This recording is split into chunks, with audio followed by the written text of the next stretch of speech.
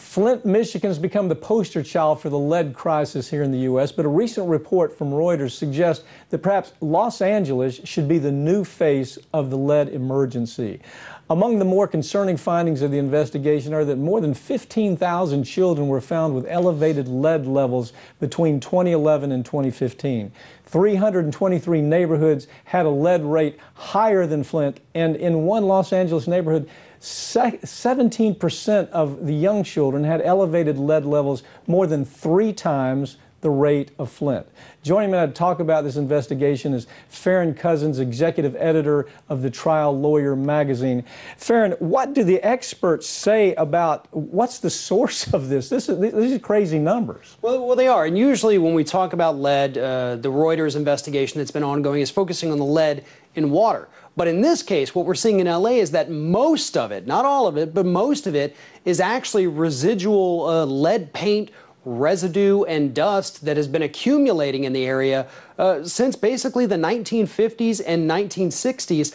Nobody came along to remove this lead paint properly. So for 50 or 60 years, it's been accumulating, it's been turning to dust, being pulverized, ground into the soil, and that's how it's getting in the bodies of all these residents. And there's no guesswork here. I mean, they do the blood test, they see this is normal, but this is 3 times, 10 times, 20 times the normal rate for some of these situations. Look, lead level, there's a disparity issue here. I mean, let's not kid ourselves. We don't find this in the upper end of Hollywood. We find this in the poor areas around LA.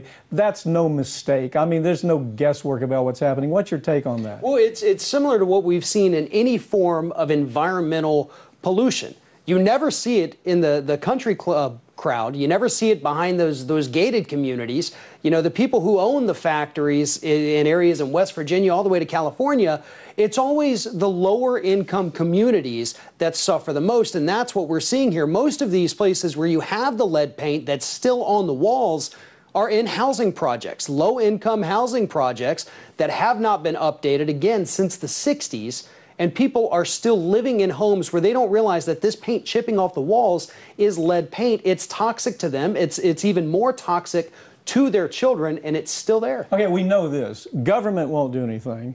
The media is, you know, they're slow to respond to anything like this. So there's not going to be any change. Now, Joe Kotchett, a friend of both of ours, you followed his stories many years, on the lead paint issue, I think he hit an area like several $1 billion.